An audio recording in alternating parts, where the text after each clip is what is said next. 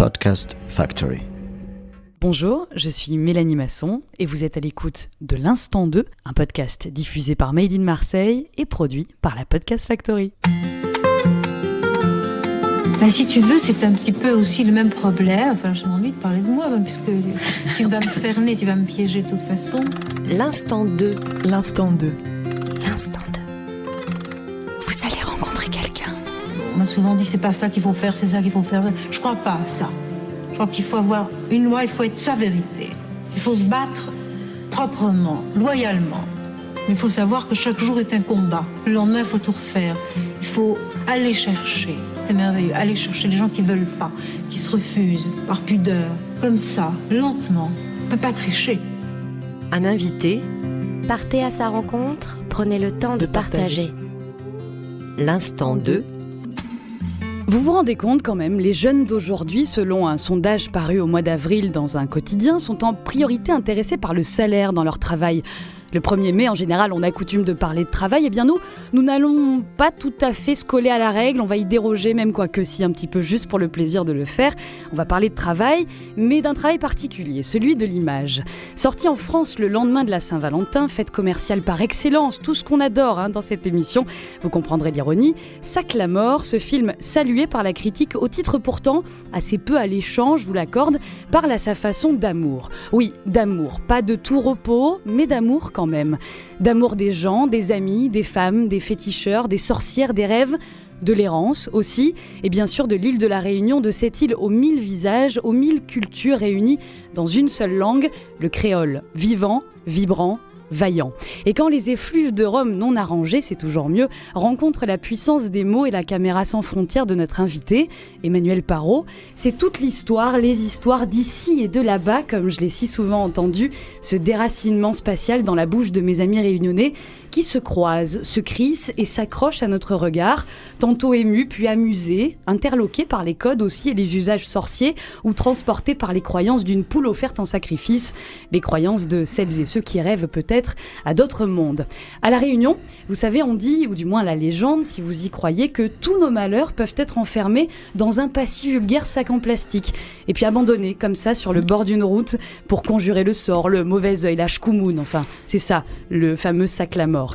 Et bien dans l'Instant 2, ce mois-ci, on vous propose de prendre tous vos malheurs, les petits comme les très gros, ceux du 1er mai, du premier tour, de l'entre-deux, du jour d'après, de les mettre dans un sac en ondes, de fermer les yeux, de poser le sac où bon vous semble et puis de tendre l'oreille. Nous, on a 1 heure pour tous les sublimer, ces malheurs, ensemble, parce que franchement c'est plus chouette.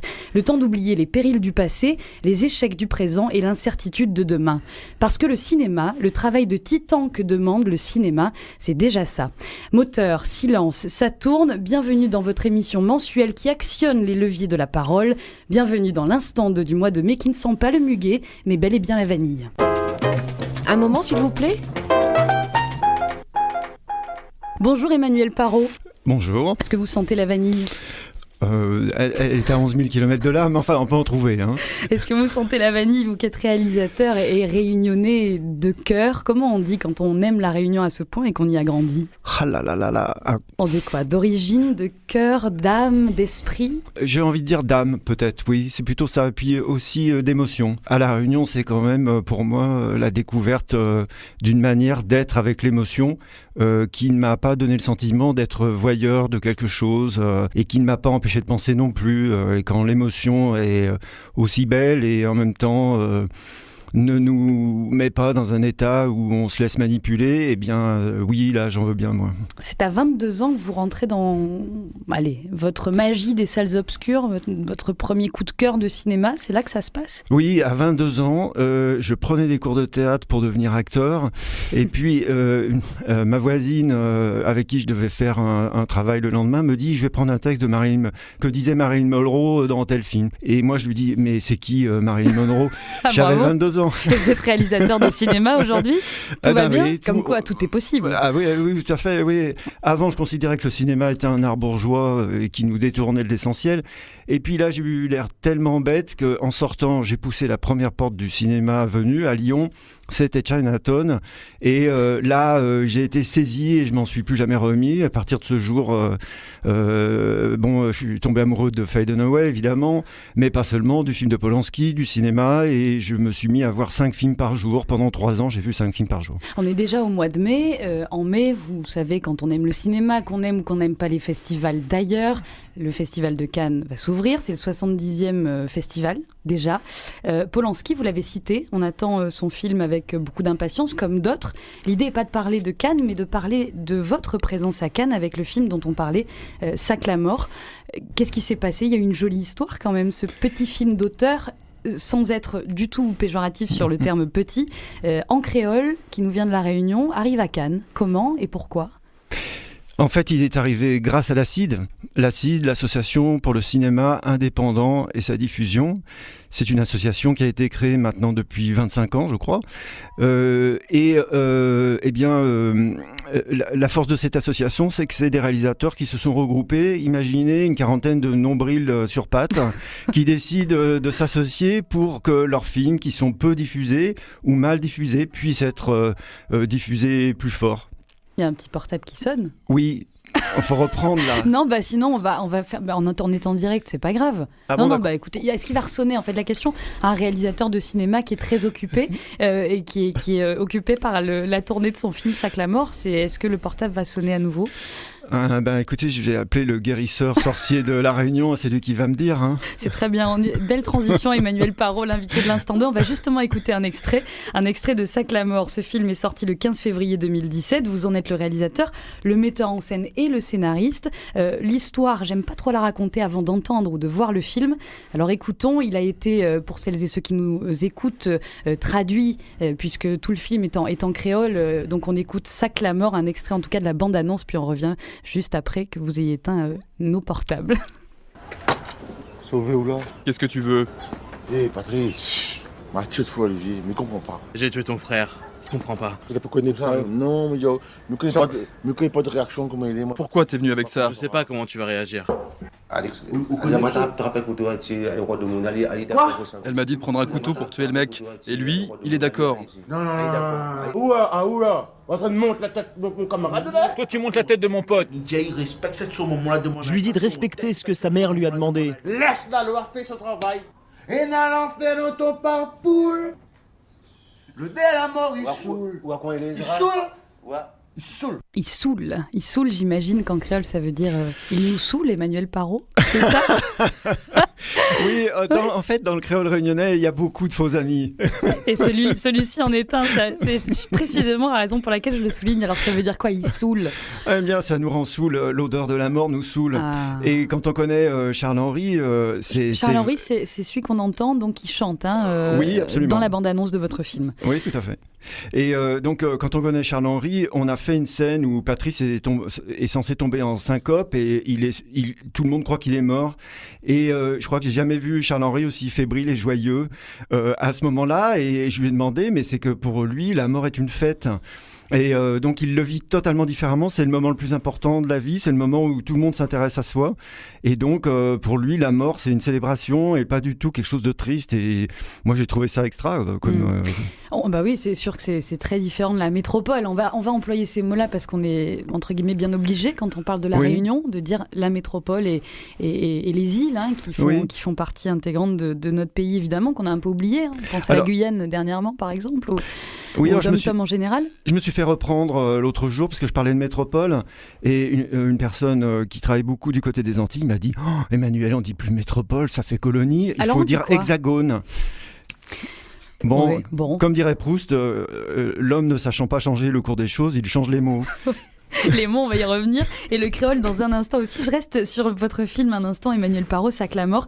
Globalement, l'histoire, c'est Patrice, vous l'avez déjà cité. Un personnage qui est d'ailleurs amateur, comédien amateur et pourtant brillantissime. Oui, plus qu'amateur, puisqu'il se définit même pas comme quelqu'un qui veut devenir comédien. C'est ça. Il a ça dans la peau. Il a tout compris de l'acteur studio sans avoir jamais rien lu sur le sujet. Ça s'appelle le talent, ça, non ? Je crois. Et Patrice, donc dans votre film, son frère est tué. On part de cet état de fait, vous parlez de la mort, donc on parle d'un fait très angoissant, on est quand même assez angoissé dans votre film, c'est un peu étriqué, puis parfois tout s'ouvre avec le bruit de la mer, le bruit des vagues, avec les images magnifiques de la Réunion, et puis des gens qui chantent, qui se rencontrent, ça aussi, ça ouvre tout ça. Et puis il essaie de faire quoi avec son sac la mort, Patrice? Il essaie quoi? De chasser le mauvais œil? Pourquoi il essaie de mettre tous ses malheurs dans un sac plastique? Je pense qu'il y a plusieurs solutions, options. La première, c'est qu'effectivement, ça fait partie des rituels, et donc il est dans le respect de ces rituels. Donc pratiquer le sac la mort, c'est une manière de suivre la règle et faire partie intégrante du groupe. Ça, c'est une des premières choses. Donc de ne pas être à la marge. Absolument, alors que le personnage est évidemment quelqu'un qui est à la marge, il est dans le fait noir. Le fait noir, c'est là où il fait noir, c'est là où on est repoussé quand on est un paria, mais c'est aussi là où on va se cacher derrière les arbres, dans sa case, au creux d'une ravine, de façon à échapper à la violence de la société pour se retrouver soi-même avec ses amis. Et donc le sac la mort, c'est aussi, je relisais le texte de Frantz Fanon qui s'appelle Les damnés de la terre, et lui il donne une autre explication. Il dit que puisque le colonisé n'a pas la possibilité de faire face à la violence du colon, eh bien il trouve, on va dire, des ersatz et des pratiques comme celle-ci. C'est une manière de retourner la violence contre soi et de se donner une fatalité, puisqu'il y a le sac la mort, et que le sac la mort se transmet de toute façon.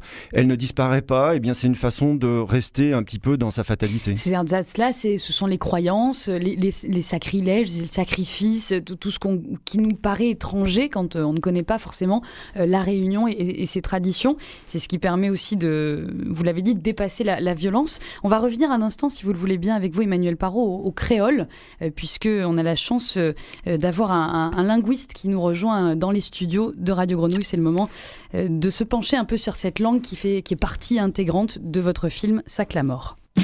Décalé. Chronique décalée. Et c'est un linguiste qui travaille en général sur la Provence, le provençal, qui a bien voulu nous rejoindre. Médéric Gasquet-Cyrus, merci d'être là avec nous. Le créole, finalement, quand on y pense, c'est une langue de mélange. Ça, globalement, on le sait, mais c'est aussi une langue de violence, finalement. Le créole, c'est quand même le fruit de l'esclavage, puisque c'est une langue qui est née dans ces conditions particulières de l'esclavagisme, et c'est comme ça que naissent les créoles partout dans le monde. Donc ça n'a pas été conçu au départ comme une langue de lutte, mais dans le souvenir, c'est quand même la langue des Noirs, des nègres par rapport aux maîtres, aux Blancs. Alors c'est traversé différemment, que ce soit en Caraïbes ou dans l'océan Indien, mais effectivement, ça reste le symbole de la langue du dominé, de l'écrasé, de celui qui a asservi. Si je vous suis, toujours aujourd'hui, c'est encore la langue de l'esclave, de celui qui a été dans le passé dominé? Ouais, alors les situations des créoles sont très compliquées. Le statut des langues créoles n'est pas toujours le même. À l'île Maurice, c'est un peu mieux qu'à la Réunion, parce qu'on est dans un contexte francophone et français, où les langues dites régionales, entre guillemets, sont maintenant ignorées, on ne va pas dire écrasées, mais ignorées. Donc ça reste toujours une langue qui est en situation d'infériorité, et ce qui est plus grave, notamment chez ceux qui la parlent. Et à La Réunion, beaucoup de gens, notamment, ne veulent pas que leurs gamins apprennent le créole à l'école, même si l'État fait quand même des efforts pour que ce soit fait. Et ça, c'est l'intériorisation d'une domination. Mais justement, on va y revenir, Médéric Gasquet-Cyrus, avec notre invité Emmanuel Parot, qui raconte dans une interview, et vous me reprendrez, Emmanuel, si je me trompe, que Patrice, le personnage de votre film, de son film Sac la mort, petit, n'avait pas le droit de parler créole à l'école et se faisait tirer par l'oreille par le professeur jusqu'au tableau. Donc si je reprends votre point de vue de linguiste, parler créole, vouloir revendiquer son identité, c'est déjà un acte de violence et de revendication politique. Ouais, alors c'est vrai que parler créole, c'est presque pour certains un acte de résistance ou un acte politique. Et effectivement, il y a tellement eu de moqueries, où il y a tellement encore de moqueries, de sanctions sociales quand on parle créole, ou même quand on écrit. Il y a des écrivains qui essaient d'écrire le créole, de traduire des textes en créole, de faire de la littérature en créole, que effectivement, ça reste jamais évident. Et puis effectivement, si l'école a un discours de sanctions comme ça, même par un petit trait de rouge ou par une brimade, ça peut avoir des effets dévastateurs sur quelqu'un. On vous garde encore un instant pour parler du devoir de mémoire et de l'avenir. Le devoir de mémoire doit-il alors passer, Médéric, par une acceptation totale de la langue créole ? Oui, parce que l'histoire des créoles, elle fait partie intégrante de l'histoire de France, du coup. Et si on veut comprendre cette histoire, il ne faut pas nier ça. Il faut au moins le comprendre, il faut au moins lui laisser sa place naturelle, et ne pas faire comme si ça n'existait pas. Donc effectivement, mieux comprendre que les créoles, ce ne sont pas des sous-langues, c'est pas du mauvais français, c'est pas du petit nègre, c'est pas de la déformation, c'est pas du mélange de langues, mais ce sont de vraies langues qui sont nées dans des conditions particulières. Ça, ce serait important, effectivement, pour la mémoire, pour l'histoire tout court. Et on a besoin d'histoire, on a besoin de savoir d'où l'on vient pour savoir où l'on va. Ça sent un petit peu Albert Camus et André Malraux, tout ça. Merci beaucoup Médéric Gasquet-Cyrus de nous avoir rejoints dans l'Instant 2 ce mois-ci. Je rappelle que vous êtes linguiste, professeur à l'Université Aix-Marseille et puis France Bleu Provence, on peut vous écouter tous les matins. Décalé. Chronique. Décalé. Chronique décalée. Toujours dans l'Instant 2 avec Emmanuel Parot, réalisateur de Sac la mort, ce film en créole salué par la critique. On y reviendra. Quand vous entendez cette analyse d'un linguiste finalement qui travaille sur le provençal, je tiens à vous le dire, c'est ça qui est très intéressant. Parler du créole, vous vous y retrouvez complètement, Emmanuel ? Oui, j'ai rien à rajouter dans tout ce qu'il a dit, si ce n'est que de manière très concrète, tout à l'heure vous parliez de Charles-Henri qui se faisait tirer l'oreille pour aller au tableau, c'est plus que ça. C'était dans les années 70, donc c'était avant-hier. J'ai un côté bisounours, j'aime pas la violence. Ouais. Et bien là, il le prenait par les deux oreilles, il lui plaquait le visage sur le tableau, il effaçait le tableau avec son visage et il lui disait que puisqu'il parlait en créole, il valait moins que le chiffon à poussière qui lui servait à effacer le tableau. C'est nettement plus violent, je vous l'accorde. Voilà. Par ailleurs, Charles-Henri, lui, n'a rien abdiqué. Charles-Henri, c'est quelqu'un qui me dit... et Patrice aussi dit ça, il dit de toute façon nous on parle en créole, on pense en créole, on rêve même en créole, donc on est dans cette langue-là et ils le disent en toute simplicité. Et quand il s'est agi de choisir la langue dans laquelle le film allait être, pour moi c'était absolument évident et c'est un choix politique assumé de ma part et revendiqué que le film serait en créole, une langue que je ne parle pas mais que je respecte, et je pense que personne n'aurait l'audace de demander à un acteur japonais, néo-zélandais ou américain de parler en français. Vous la reprochez d'avoir fait un film en créole, même des réalisateurs réunionnais, je crois. J'écoutais votre interview sur RFI. On n'a pas été tendre avec vous. Non, on m'a dit, mais c'est idiot de faire ça, ton film sera diffusé nulle part si tu le fais en créole. Faux. Et bien sûr que c'est faux. Voilà, il a été diffusé. Évidemment, et puis il est allé même à Cannes, vous voyez. Et il est le premier film en créole réunionnais qui soit allé dans une sélection cannoise, donc c'est parfait. C'est la passion pour l'île de la Réunion qui vous a porté, ou la rencontre il y a 7 ans, je crois, de ce fameux Patrice, Charles-Henri, qui sont les héros de votre film Sac la mort, qui vous a porté à assumer, même face aux critiques, en fait, de porter ce film en créole jusqu'à Cannes, comme vous le dites à l'instant. C'est l'un et l'autre. C'est la découverte d'une manière... d'être dans l'émotion qui a fait pour moi... Qui m'a bouleversé et qui a bouleversé l'esthétique de mes films, qui étaient des films extrêmement sobres, un peu, je dirais même, cul-serrés, ou voilà. Vous avez beaucoup d'autocritique, c'est une qualité. Oui, c'est ça. Et vraiment, et puis la découverte aussi d'une manière de la magie, en fait, et d'une autre culture qui s'assume comme telle et qui est encore plus compliquée qu'une autre culture complètement différente. Par exemple, vous allez en Papouasie, c'est tellement évident que c'est une autre culture, que ça pose pas de questions. À La Réunion, les gens sont très occidentalisés d'un côté, et de l'autre, ils ont une culture qui est tout à fait autre, qui n'est même pas ni africaine, ni indienne, ni rien, elle est autre chose encore. Et donc, ce risque-là de l'ethnocentrisme, pour moi, ça a été une leçon, et je me suis dit, mon gars, mets-toi au boulot, essaye de comprendre, et avance comme ça. Voilà. Après, bien sûr, j'ai un vieux fond politique, et l'idée de faire un film... Il n'est pas si vieux. L'idée de faire un film là où personne ne va, bien sûr, ça m'a fait plaisir. Et bravo pour ça, parce que vraiment, c'est une réussite, et c'est pas pour rien que vous êtes dans l'Instant 2, un 1er mai, qui plus est, vous voyez, la politique est toujours là, et le travail aussi, puisque vous en parlez, le cinéma, c'est du boulot. Vous dites souvent, à La Réunion, tout est plus intense. Voilà, on dit que le cinéma est plus fort que la vie, mais ici, la vie, c'est la même chose que le cinéma, tout est plus fort. Et je vous propose qu'on réhabilite le créole et qu'on porte, j'allais dire, au plus haut la musique, qui, si je reprends votre discours, Emmanuel Parot, est la substance même de l'émotion et des émotions. Votre choix musical est en créole. Est-ce que vous pouvez nous dire juste pourquoi, et puis on va l'écouter avec plaisir? Eh bien, c'est une musique de Alain Peters. Je ne suis pas sûr de prononcer parfaitement bien son nom, mais c'est quand même, ça s'écrit comme ça. Donc moi, je suis un Gaulois, donc je prononce à la gauloise et je laisse aux Réunionnais la vraie prononciation. Oui, c'est un poète, un chanteur absolument extraordinaire, unique au monde, et qui a eu un destin tragique et qui est tombé dans l'alcool, comme on dit là-bas, qui a terminé pratiquement, il est mort dans la rue. Enfin bon, mais par ailleurs, ses chansons sont bouleversantes et c'est la Réunion vraiment intrinsèquement pour moi. Et le titre est magnifique, et ce qui est fou, ça c'est la petite histoire dans l'instant 2 ce mois-ci, c'est que cette chanson nous a été donnée par la même personne qui m'a permis de vous connaître, Emmanuel Parot.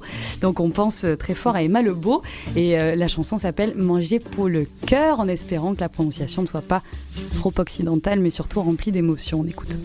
Mi sa si semaine, mi wa pour qu'on apprend, qui côté ça tu viens. Partout mi ça va, tout ça mi comprend pas. Na to wati watia, tout le wati watia, tout le wati watia. Oh, qu'il est où la can, oh, qu'il est où mon frère. Oh, qu'il est où la cantine, vois-moi les misères. Oh, qu'il est où la dent, oh, qu'il est où mon frère. Oh, qu'il est où la cantine, vois-moi les misères.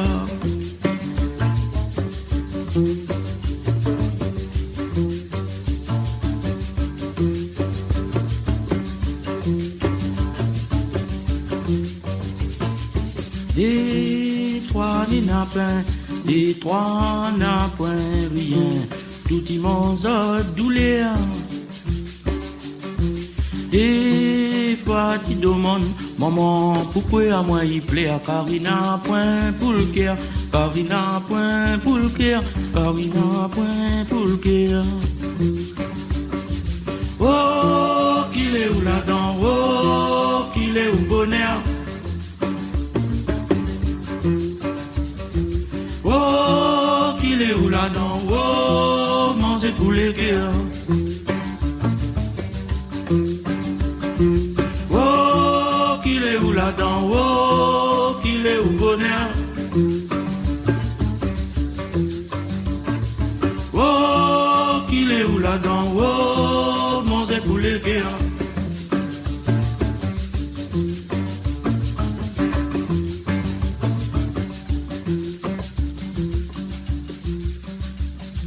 Partout il fait noir, mi hanté à pas l'espoir, tout le temps soleil levé.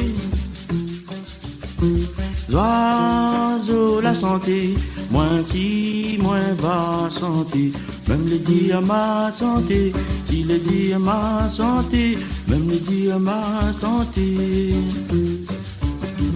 Oh, qu'il est où la dent, oh, qu'il est où mon frère. Oh, qu'il est où la cantine, vois-moi les misères.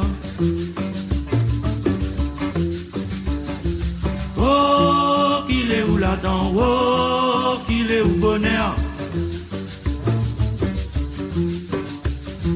Oh, qu'il est où la dent, oh, manger tous les cœurs.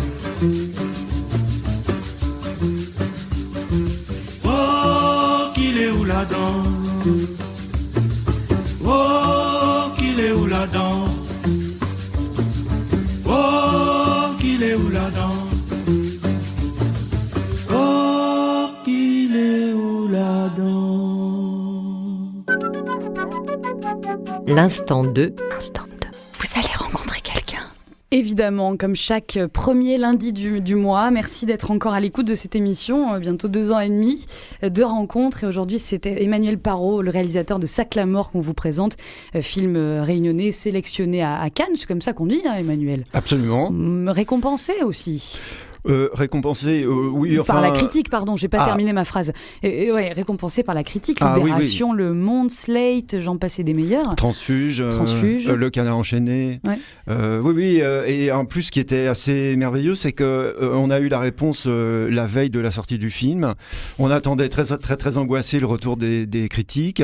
Rien ne venait, et soudain, tout est tombé dans la même journée. Il y a eu 11 critiques qui sont tombées. À chaque fois, c'était youpi, quoi. Et le public, alors, parce que vous l'avez, on rappelle, c'est en créole. Si vous n'avez pas vu, on vous invite à essayer de toutes les manières possibles et inimaginables de le voir. Saclamore, c'est 1h15. 1h15 en plus.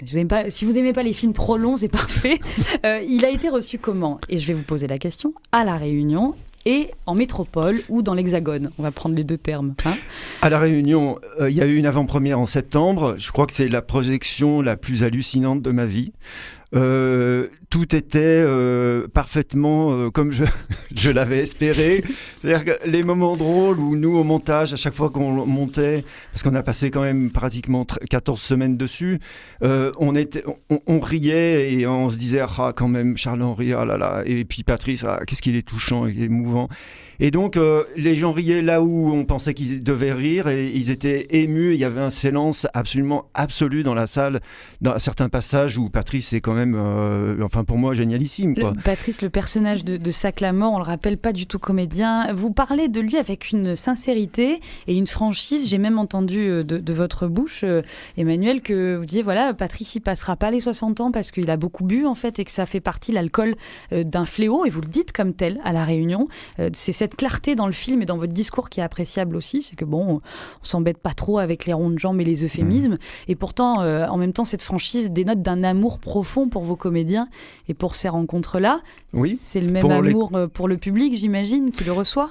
Oui, c'est-à-dire que, ça me joue des tours, mais je pense être quelqu'un d'extrêmement sincère. Je suis pas très stratège, j'ai jamais bien joué aux échecs. Et je dis les choses comme je pense, donc parfois ça sort pas, c'est mal reçu, mais avec Patrice et Charles-Henri, c'est, je crois, le fondement même de notre relation, c'est qu'ils ont compris que j'étais quelqu'un de sincère, que j'étais sincèrement ébloui par leur talent, et que, par ailleurs, on ne se cache rien. Ils sont alcooliques, ils le savent, et je le sais, et je ne cherche pas à faire semblant de ne pas savoir, ou voilà. Et puis surtout, ils savent que effectivement, un alcoolique qui boit une dose de rhum très importante chaque jour, son espérance de vie est autour de 50 ans. Chaque fois qu'on se quitte, ils me disent reviens vite parce que dans 6 mois, tu sais, si ça se trouve, on sera mort. Et ils se trompent pas complètement. Leur entourage, Patrice a un oncle qui est atteint de la gangrène. On lui a coupé la jambe. Aujourd'hui, la gangrène est dans la colonne vertébrale. C'est terrible, quoi.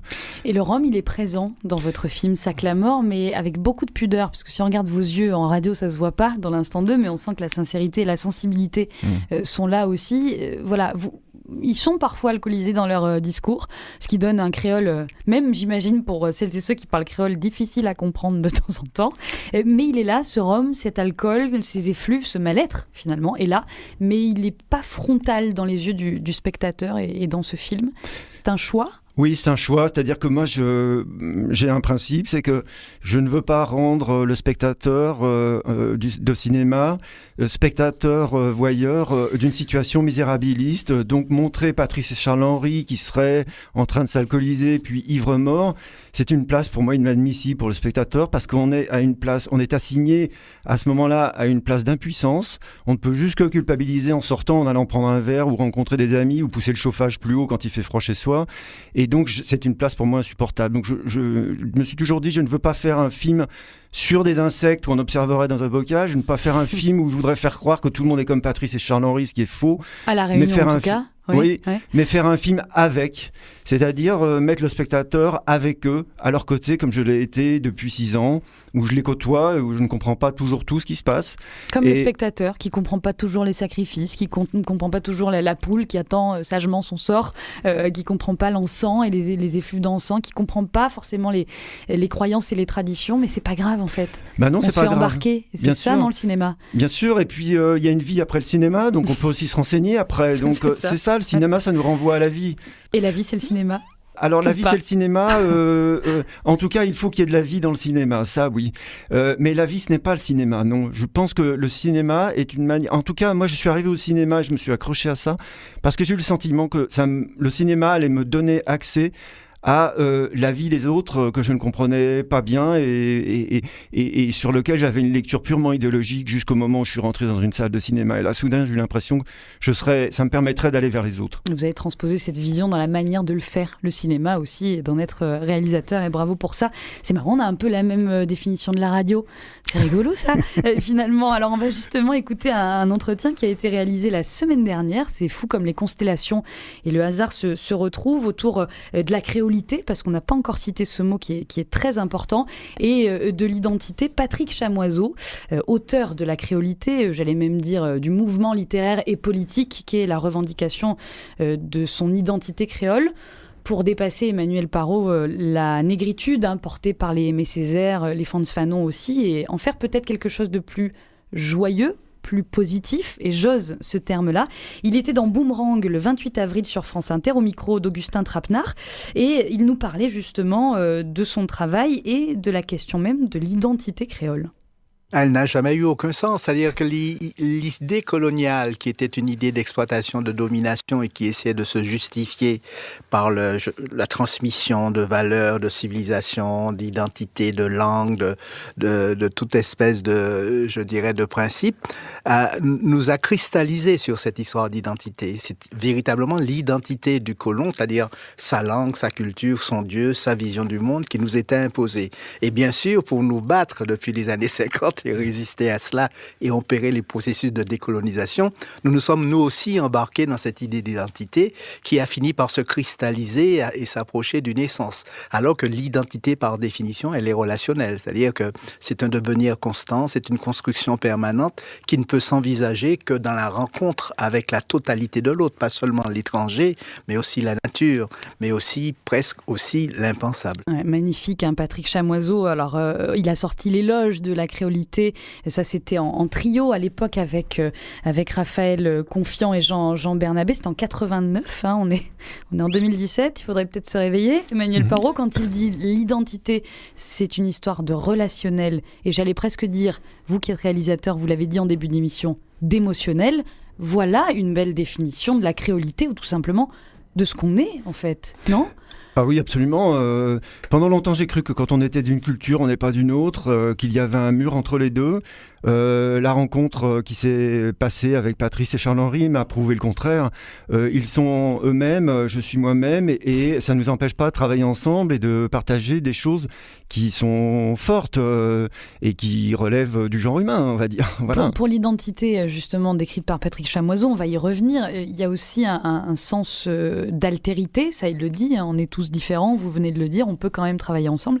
Il faut des amours communs. J'imagine qu'avec vos comédiens, Patrice et Charles-Henri, pour ne citer que, parce qu'il y en a beaucoup dans Sac la Mort, et toute une équipe de réalisation derrière vous, il y a l'amour de la Réunion, il y a des plans magnifiques dans le cirque de Sillaos, il y a des plans magnifiques de l'océan qui frappent comme ça les rochers, qui frappent la solitude de Patrice aussi, d'ailleurs. Il y a un superbe plan auquel je pense là. Il faut quand même avoir du commun pour se comprendre. Oui, alors c'est quelque chose que j'ai pas trop analysé pour l'instant. Enfin, je l'ai fait un peu finalement dans la tournée que j'ai faite pour montrer le film dans toute la France, parce que les questions qu'on me pose me renvoient souvent à ça.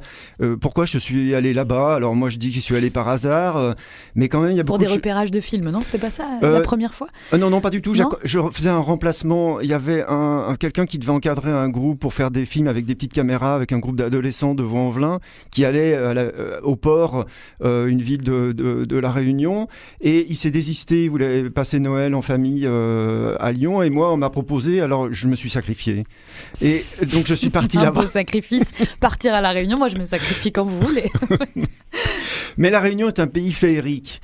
C'est comme si c'était le paradis sur Terre, vraiment, dans lequel les hommes sont arrivés et l'enfer a été introduit sur cette île, l'enfer des relations, l'esclavage, la colonisation. Enfin, réellement, ça a été un enfer quand même. Et tout ça est encore très très présent dans les relations. On l'a vu avec les violences aussi dans les dom-toms il y a quelques semaines. Voilà, c'est pas réglé. Non. On parlait du devoir de mémoire, c'est pas encore réglé, mais il y a toujours cette beauté qui rapproche celles et ceux qui aiment la Réunion et qui, même sans la comprendre. C'est ça qu'on peut se dire. Absolument, et dans le film, pour moi, c'était très important qu'on ait le sentiment que Patrice, qui a une vie difficile, vit dans un entourage qui a une présence manifeste et qui, on pourrait dire, pourrait lui remettre les pieds sur terre. Quand il va au bord de l'océan, sur cette falaise ancienne coulée de lave noire, déchiquetée, évidemment, tout ça a un sens. Enfin, il y a quelque chose de l'ordre de...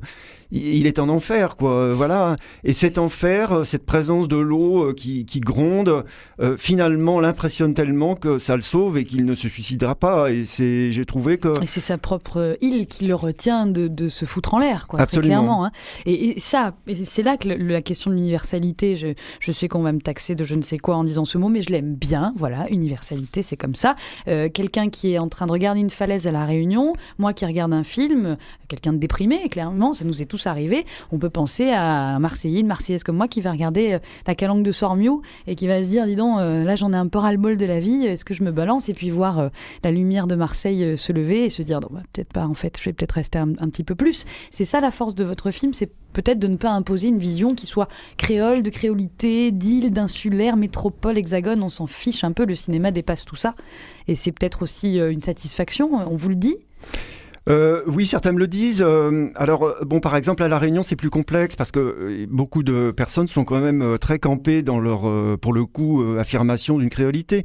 Alors, et c'est un acte politique dans ce cas-là, hein, bien sûr. Bien sûr, c'est un acte politique, mais pour moi, ça recouvre peut-être une certaine faiblesse, c'est-à-dire que moi, je ne conteste pas ça. Je dis juste, je suis ce que je suis. Moi, je suis un Gaulois, un descendant gaulois, même si j'ai du Midi quand même. Oui. Donc, par exemple, il y a un mot en créole qui s'appelle le nervi. Le nervi, c'est un homme de main politique et c'est comme en provençal. Un nervi, oui. Donc vous voyez, il y a bien des choses quand même qui passent. Hein.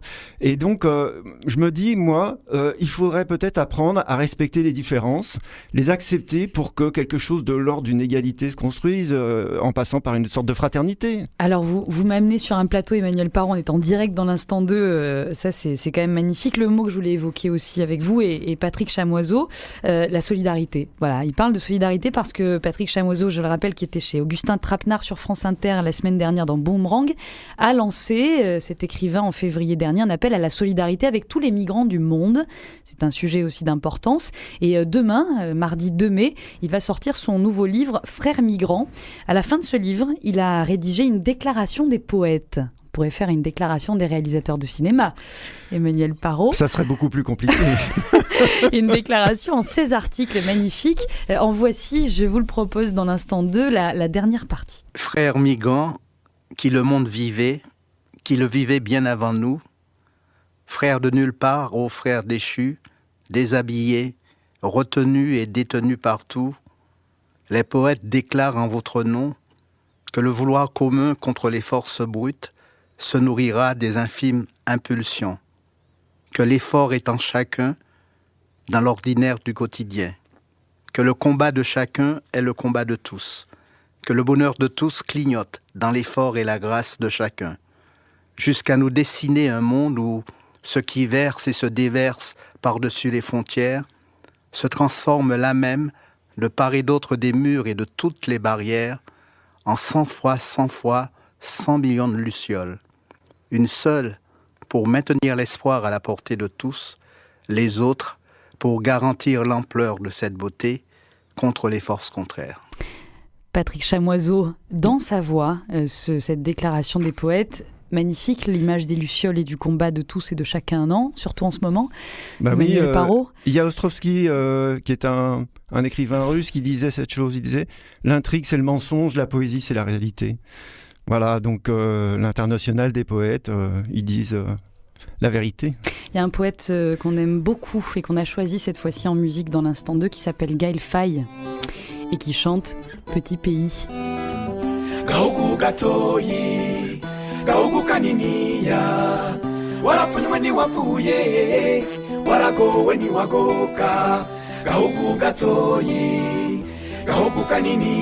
Une feuille et un stylo apaisent mes délires d'insomniaque. Loin dans mon exil, petit pays d'Afrique des grands lacs. Remémorer ma vie naguère avant la guerre, rapatriement pour me rappeler mes sensations sans rapatriement. Petit pays, je t'envoie cette carte postale, ma rose, mon pétale, mon cristal, ma terre natale. Ça fait longtemps les jardins de Bougainvilliers, souvenirs enfermés dans la poussière d'un bouquin plié. Sous le soleil, les toits de tôle scintillent, les paysans défrichent la terre en mettant le feu sur des brindilles. Voyez mon existence avait bien commencé, j'aimerais recommencer depuis le début, mais tu sais comment c'est.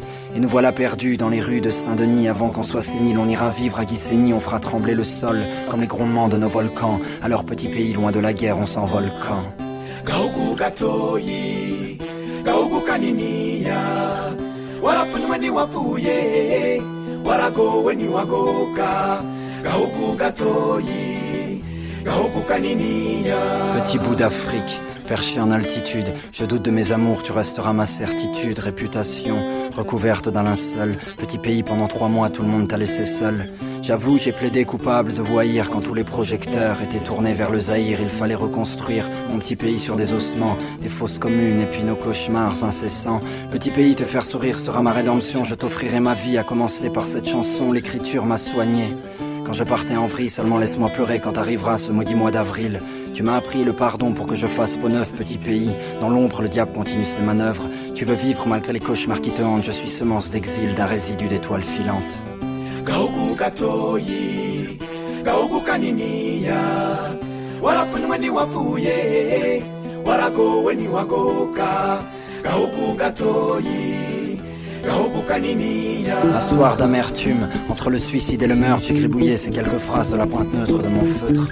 J'ai passé l'âge des pamphlets, quand on s'encanaille, je connais que l'amour et la crainte que celui-ci s'en aille. J'ai rêvé trop longtemps de silence et d'aurore boréale, à force d'être trop sage, je me suis pendu avec mon auréole. J'ai gribouillé des textes pour m'expliquer mes peines, Bujumbura, et ma luciole dans mon errance européenne. Je suis né il y a longtemps, un mois d'août, et depuis, dans ma tête, c'est tous les jours la saison des doutes. Je me navre et je cherche un havre de paix.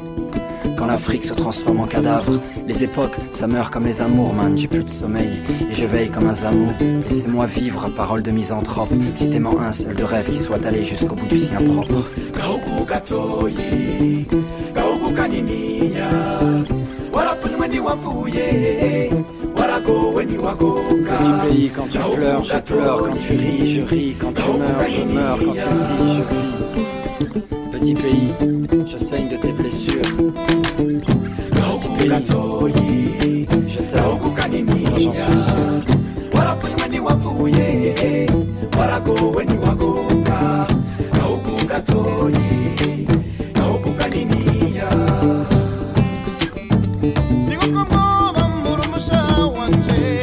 Gaugu Gatoyi, Gaugu Kaniniya. Warapunweni Wapuye, Warago Weni Wagoka, Gaugu Gatoyi, Gaugu Kaniniya.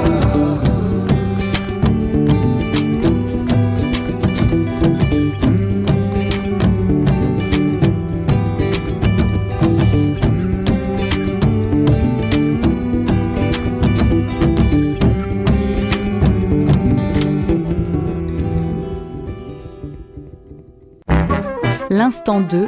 L'instant 2. Prenez le temps de partager. Vous venez d'écouter Petit Pays avec plaisir, j'espère un plaisir aussi partagé que nous dans l'Instant 2 sur Radio Grenouille et que Emmanuel Parot, réalisateur, qui ne connaissait pas cette chanson. Et non, je découvre. Alors.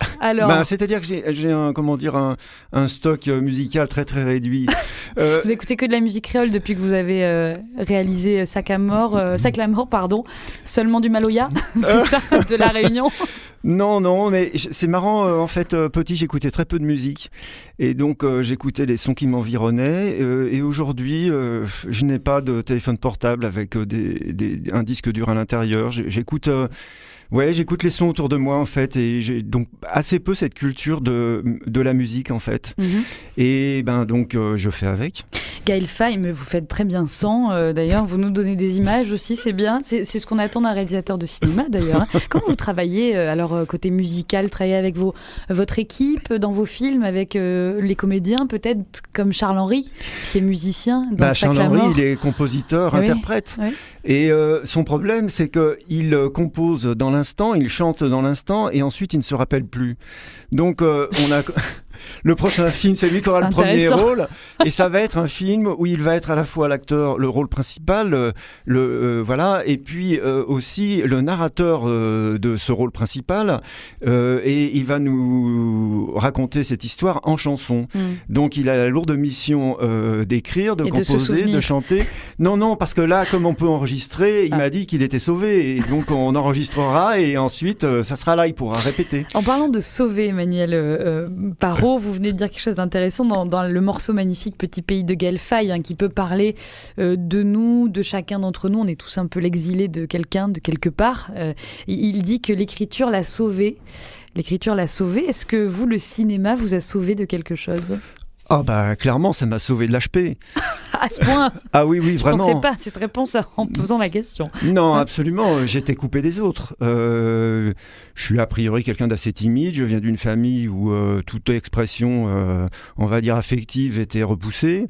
Et je m'étais fortement isolé. Et pour moi, le cinéma a été une survie. Quand même, je peux raconter des choses. Quand j'ai fini mes études d'ingénieur agricole, j'avais donc pas loin de mes fameux 22 ans, je me suis rendu compte que je ne savais plus écrire. Donc sujet, verbe, complément, c'était quelque chose je n'arrivais plus. J'ai passé une nuit complète à essayer d'écrire une phrase de 2 lignes. Pour un compte-rendu de comparaison de culture de peau de grains de maïs. Et quand mon binôme a vu ça, il m'a dit, écoute, je vais écrire le truc. Et j'ai découvert que j'étais, non pas illettré, mais je ne savais plus. Il n'y avait plus d'ordre dans ma tête. Et j'ai compris que l'écrit ne m'appartenait pas, que les mots ne m'appartenaient pas et j'étais dans le chaos le plus complet.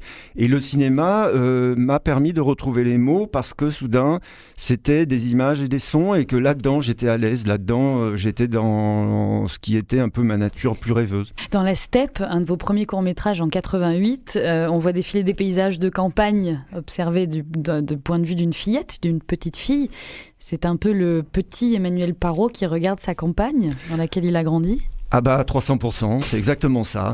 À la fois un sentiment de grande solitude, mais aussi de symbiose incroyable avec la nature et l'environnement, oui, effectivement. Et quand j'ai fait ce film, je me suis dit, j'ai plus rien à dire. À ce point.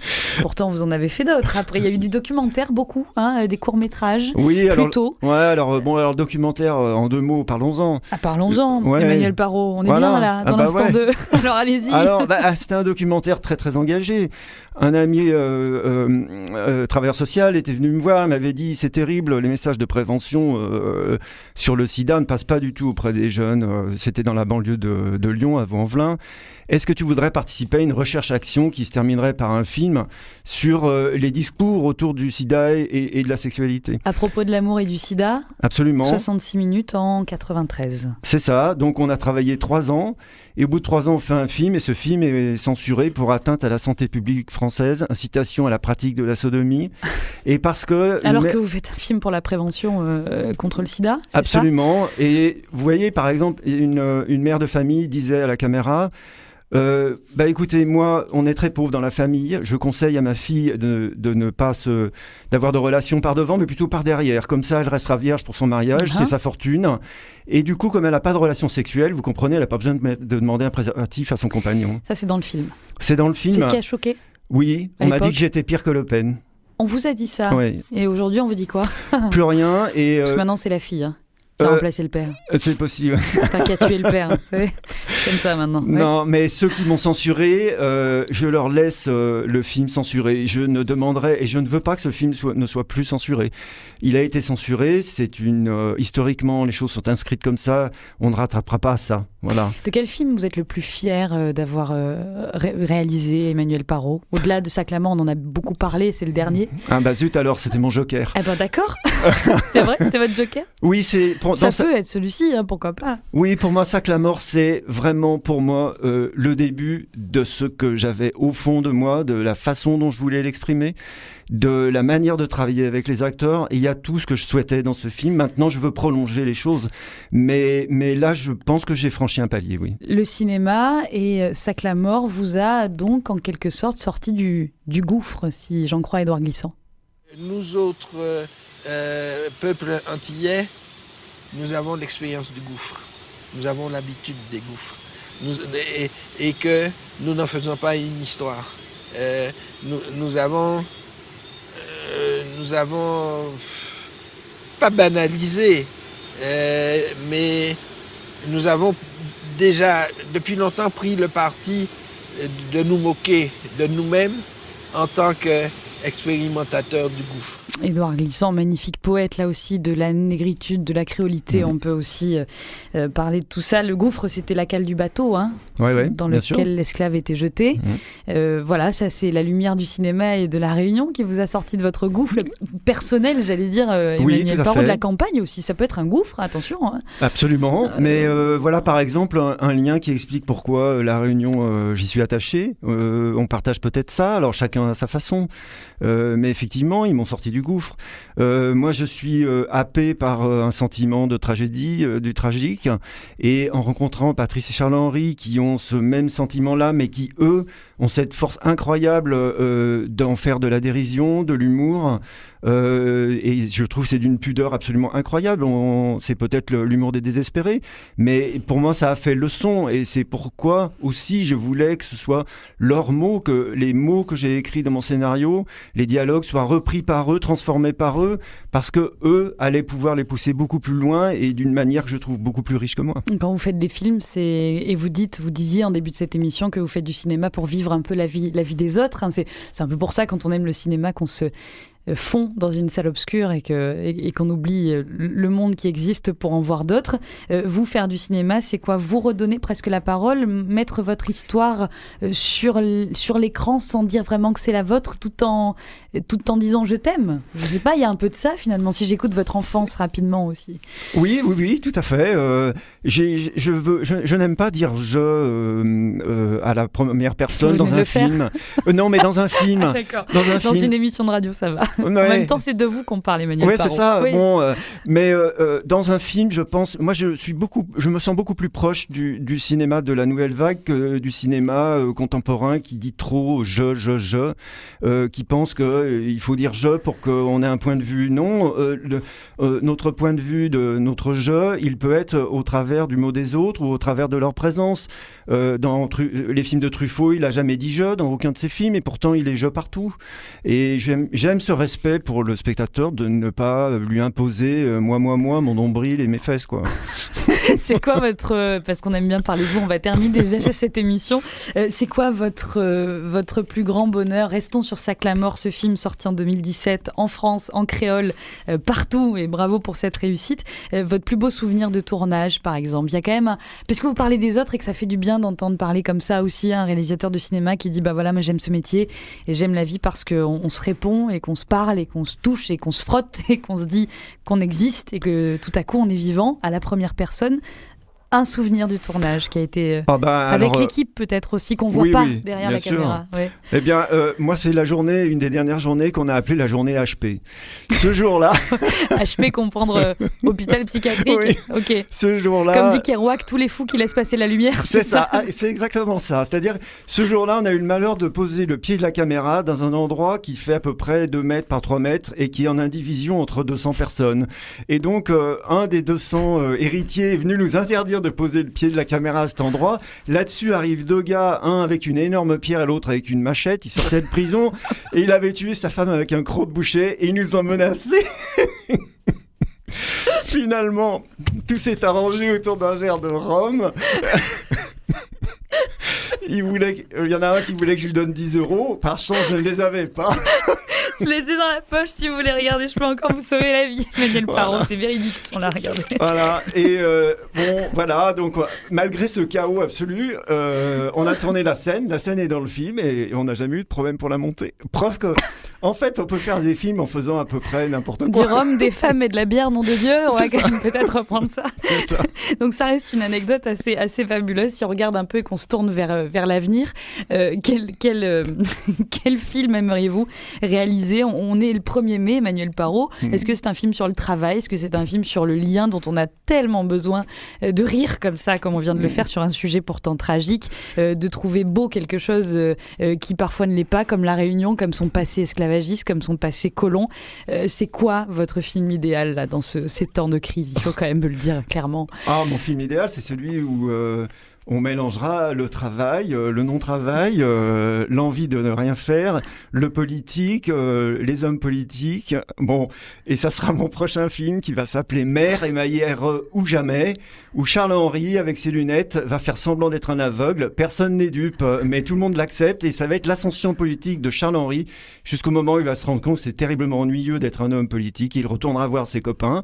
Alors dans ce film, il y aura Patrice qui va être sa maman, hein, pas loin. Il y aura une vieille grincheuse qui dit toujours que ça donne une mauvaise image de la Réunion.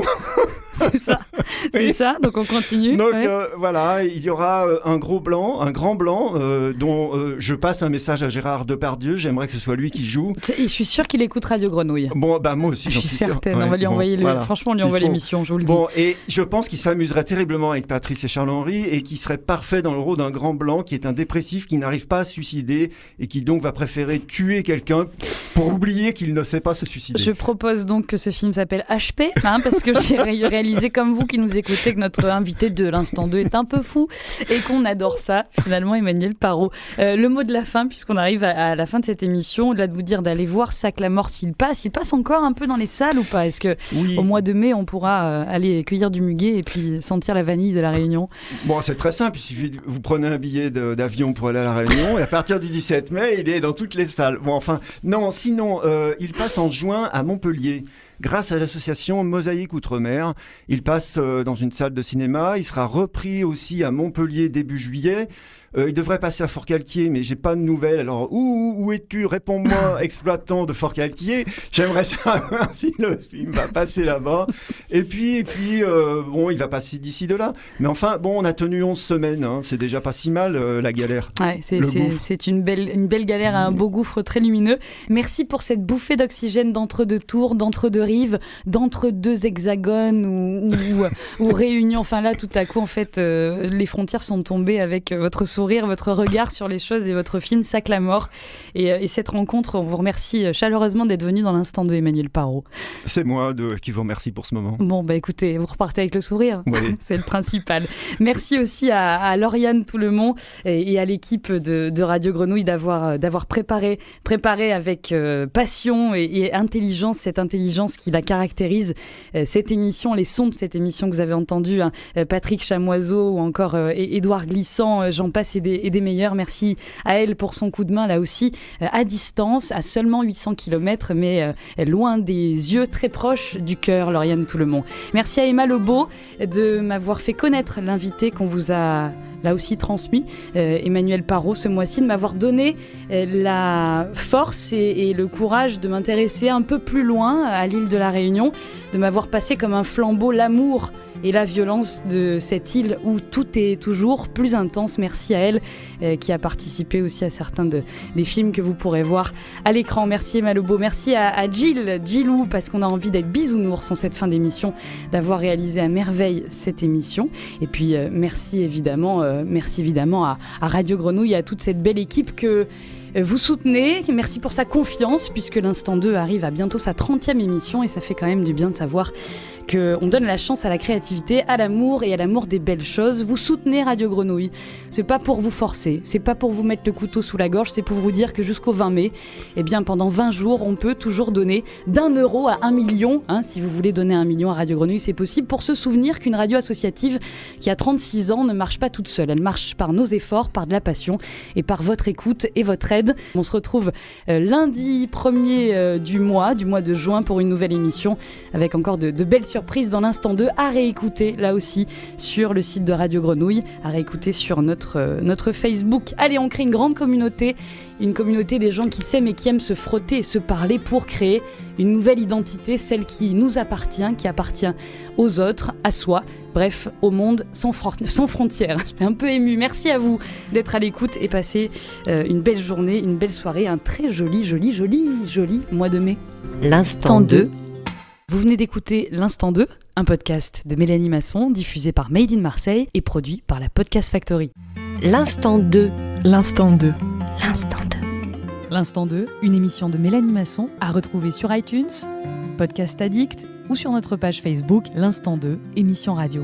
Et comme, allez, on va pas se le cacher, Il est bon de se sentir aimé. N'hésitez pas à liker, commenter, partager et soutenir l'Instant 2.